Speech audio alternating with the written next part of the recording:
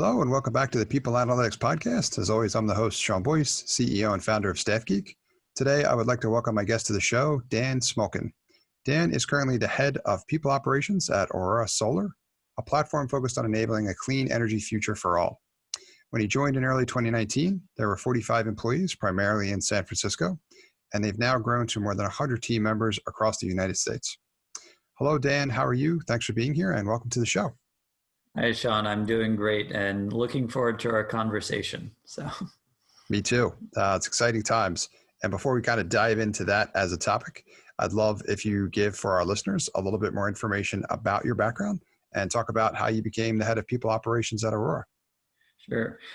Great. I'm happy to share a little bit more about the journey that brought me to now, and I'll keep it as concise as I can. But I had started working in HR at a tech startup called Quixie, and as one of the first 10 people there. So really as one of the first hires on the team that was in a non-technical role. And I had the opportunity to grow with the company as we grew to about 250 people worldwide. So that gave me exposure to all different parts of HR, especially in a high growth environment where you're trying to look at a tech stack that's really going to grow with you, looking at building process, policy, procedure, but also navigating the complexity of running a global team. So really enjoyed that experience, but learned a lot from it. And I took that experience into building my own HR tech company for a couple of years, focused on process automation around really taking a more data-driven view of the employee lifecycle.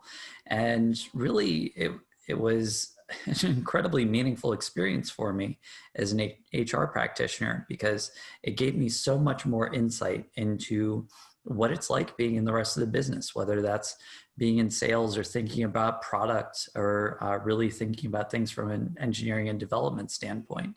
And ultimately, while I enjoyed that experience of working on a startup, I realized that my real long-term interest was in going back into working in HR and taking the lessons that I learned from doing a startup and saying, how can I apply those in a company that's going to be on a similar high growth trajectory?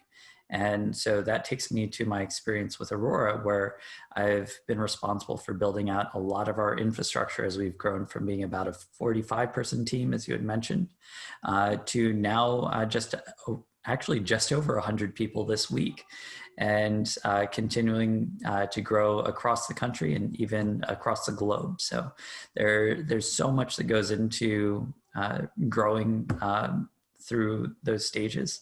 Really looking forward to being able to share some of those insights.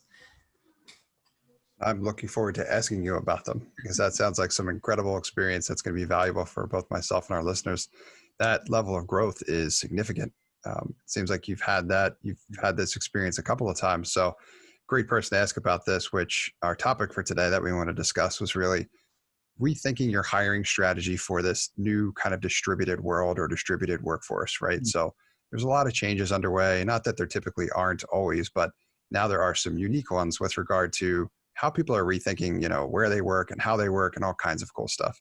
So someone like yourself in the role that you're currently in, being responsible for managing a lot of that effort, love to really pick your brain on this topic about how companies should be thinking about their hiring strategies with regard to a response to how the world is changing, right? And where people are and how they think about hiring and all that kind of stuff. So you've described already about the kind of aggressive growth that you've been through previously, but can you talk a little bit about how that impact how you've adjusted the hiring strategy at Aurora around that, and share some of those details with us?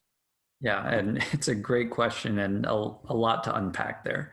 So, and I think actually a great place to start is looking at where Aurora was when I joined and looking at where we are now. So when I joined, we were almost exclusively based in San Francisco.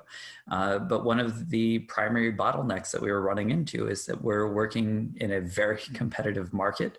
And there's a lot of great talent in Silicon Valley, but there's also a lot of companies competing for that talent. And while we had a couple of people that were distributed, there was a kind of apprehension within the company around, can we have people working in specific roles that aren't in the same office as us?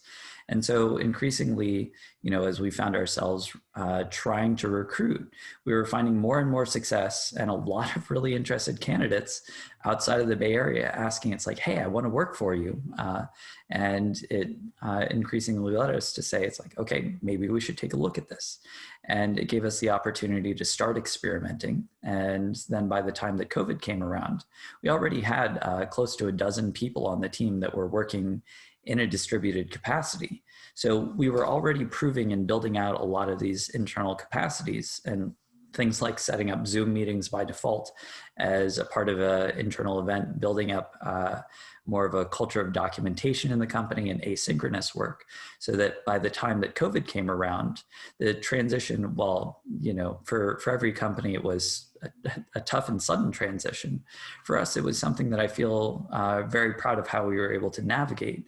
And as we've gone through that process, it's only proven further that, people are able to work effectively in a distributed capacity.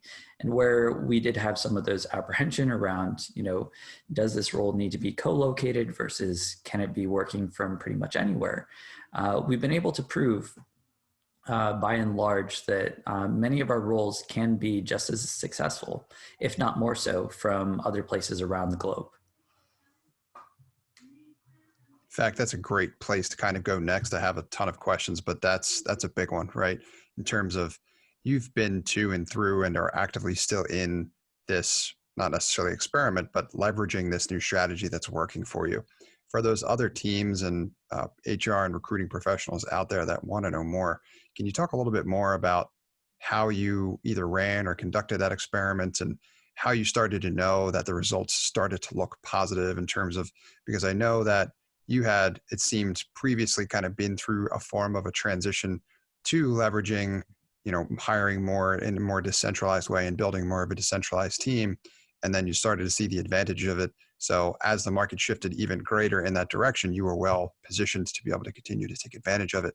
But for those that haven't been there yet or haven't crossed that bridge yet, can you talk a little bit more about how you kind of ran or conducted that experiment and what you were measuring, and then ultimately how you knew that it was paying off? Yeah, and in terms of how we knew that it was paying off, it was first for Aurora, where we knew that we wanted to grow outside of the Bay Area, was that we were saying, okay, we want to open a second office, but we're trying to figure out where. So for a couple of months, we actually dove into it, did a pretty thorough analysis, trying to compare, what cities do we think are going to have the best sort of talent, what are going to be the easiest to access. And it really had us question a lot of assumptions for ourselves internally. So while cost of salaries wasn't one of the only factors that we were looking at, we wanted to make sure that if we opened up into other markets, that there would be a great pool of talent that we would be able to tap into, but also that our executives could easily go out and take a trip there, that and vice versa, that those team members could come and collaborate in person. So, we took a very research-driven approach when we were initially looking at a second office, and we had decided on Atlanta, which is a great city. I can speak a lot of the virtues of what we've been able to find in Atlanta, but also just as important, it was proving our ability to hire people on a distributed basis. So not just looking at a single city, but also developing the mindset of, can we potentially hire anyone in any state across the country that we might want to be able to? So at first, looking at just from a city specific perspective outside of potentially the state where you're headquartered in, there are a lot of logistics associated with that. But there's also a lot more logistics associated when you want to say, okay, we want to potentially be able to hire anyone in any state with maybe a couple of weeks notice. So a lot of the tooling that we've changed internally is to be able to adapt towards that sort of environment. But in terms of knowing some of that success, it was being able to look at some of the velocity of our hiring efforts. So we were able to, in fairly short order, we were able to staff out our Atlanta office between customer support roles and also with some of our sales team roles. And I'm really very impressed with some of the people that we were able to bring on board there. So that was one of the primary points of looking at it, but also it shows in terms of the engagement of those team members and how well that they're doing as part of the team, and also collaborating across the board. So one of the things that we emphasize is that we want for everyone across the team, regardless of where you are, to feel just as much a part of the company as somebody who's based in San Francisco. Yeah, that background is super helpful. I have questions about that, of course, as well too. But what I'd love to do is I'd love to get some of the details from you in terms of people maybe thinking about rethinking their hiring strategy now. Perhaps they're in it, perhaps they've already done it, but perhaps it's something they haven't started yet. And for those in each one of those phases, I'm sure they'd love to know from someone who has done it rather successfully.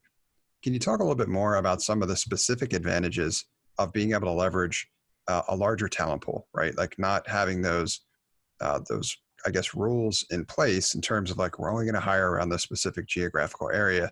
We talked about a few of them previously, which is like, if you're in a super high density area with a lot of traffic and you have to be physically in an office and all that kind of stuff, you may wind up having a ridiculous commute, right? Trying to get to the office, which that can kind of go away all of a sudden if you have a decentralized workforce or you're hiring people from different geographies. Can you talk about some of the biggest the wins from your perspective in leveraging this strategy that was probably mutually beneficial on both the company and any of your team members side of things as well? Well, you started hinting at it, and I'll say one of the things that's consistently come up with people across the team is not having to commute. And we've found that to be one of the greatest virtues, and one that it is a cost savings for employees, but it's also so much time that people have back in their day. Now, one of the things that we hope is that in an eventual future, we are able to come back into offices at least on a limited basis. Maybe that's 1 or 2 or 3 days a week, so people can have that in-person social interaction. But nonetheless, not having to commute is a great mutually beneficial part of things there. But in terms of some of the other benefits, there's of being able to look at hiring across the country is one, you do have a greater pool of candidates to choose from, and potentially that can increase or rather decrease the time to fill for any given role. And it does allow you to be a little bit more targeted in terms of certain types of roles. It gives you certain geographical advantages. So as we're recording this, one of the things that I'm working on right now is hiring for another person on our HR team. And one of the things that we've flagged that's important is actually hiring outside of the San Francisco time zone. So we have more coverage in terms of hours in the day for employees on the East Coast. So there are definitely lots of little advantages that come up, and especially as you continue to poke, you uncover more and more things, like building more of a culture of let's document something first, and versus just letting it be an ephemeral meeting. So as we've continued to do this, I've been really proud to see, our internal wiki where we capture notes from our team meetings all the way through, our internal policies, every team, really developing a sort of culture of we want to preserve information so that when people join us in the future, they'll be able to leverage this. And them being a couple of time zones different from me isn't going to be an inhibitor from them being able to learn how things work and what's been discussed in the past. Yeah, those mutually beneficial advantages are just incredible. You start thinking about it, right? It's less time spent commuting, which for most people is not the best part of their day. They get to repurpose that time in different ways, whether it's spending time with their friends or family or whatever they do. A lot of times it's putting more into their work. It's just, I've heard a lot of the advantages, and it's great to hear. On top of that, less people on the roads. There's just like all these potential benefits from it. So I would love to hear from you as well too, in terms of, right? So thinking about this also along the lines from the candidate's perspective, obviously it's a bit of a transition, right? So if you've been hiring locally previously and now you're entertaining opening it up to, the region or the country, that's a much larger pool that you're considering, right? And you still have the same number of resources potentially to manage all of that. So I'd love to hear from you how you ensure that you're spending your time efficiently and that that's translating to effectiveness, but also like all the way down to and through including, what language do you include in a job description that gives you the best opportunity to capture the attention of great candidates everywhere? Yeah. And all great questions within that.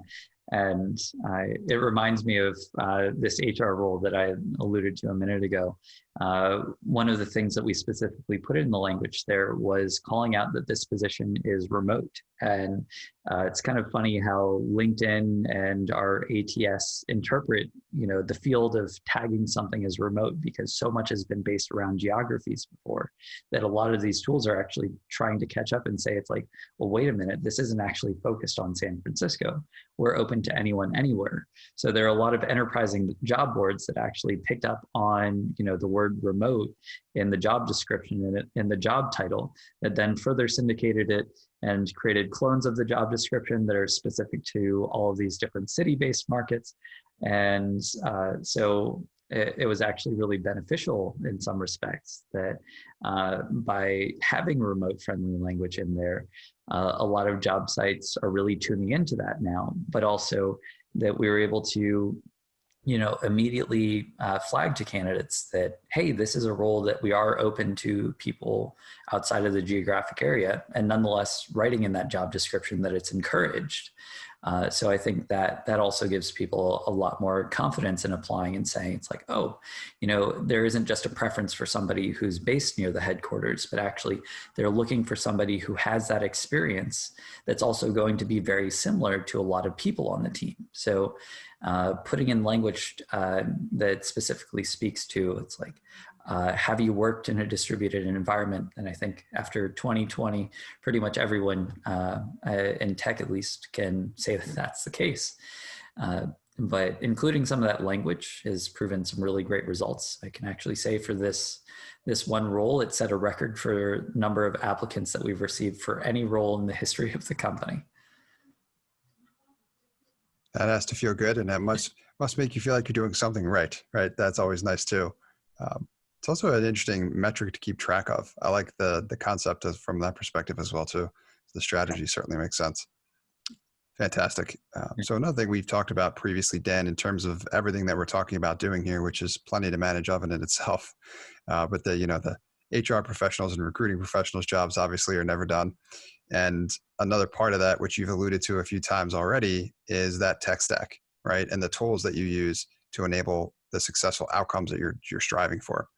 We've talked about this before. I'd love for you to speak a few minutes about how to potentially rethink your tech stack when you're making a transition like this, and understanding, do I have the right tools to set us up for success for this transition which we're about to make, which might seem, like it's not a tremendous investment from the outside looking in, but when you're deep in the weeds, it's a lot, right? So you need to ensure that you have the right tools to get the job done. So I'd love to hear you talk a little bit about that too. Yeah, great. And when I think about the HR tools that are in my HR tech stack, a lot of them aren't actually what you might think of as your HR tools. So of course, you think about benefits and payroll and your compliance engine, whatever HRIS that you're using, but it's also taking a bit of a non-traditional approach to say, what are the things that you need in order to be successful and scalable in terms of what you do? So some of those tools that I couldn't live without go everything from DocuSign to be able to digitally sign documents, every day chasing down actual pen-based signatures. That's a thing of the past, but also using tools like Zoom. I've had to become an expert for the company for being able to debug and understand how we can keep communications flowing within the team.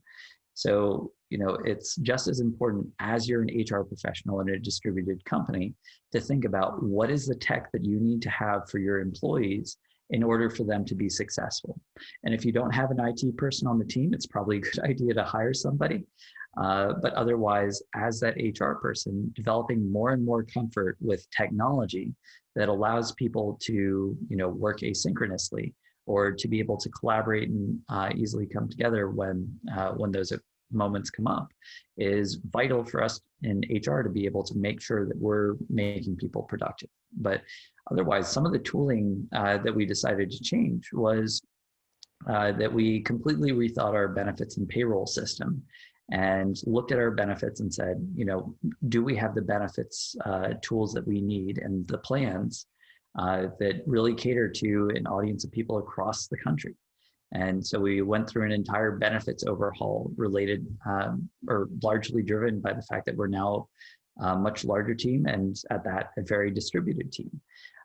But as well, looking at our payroll and saying, our current payroll engine, and I'll omit the names of companies for the sake of this podcast, but using a different engine that we knew would scale a little bit better for us as we're working across a multitude of states and really looking to expand beyond that.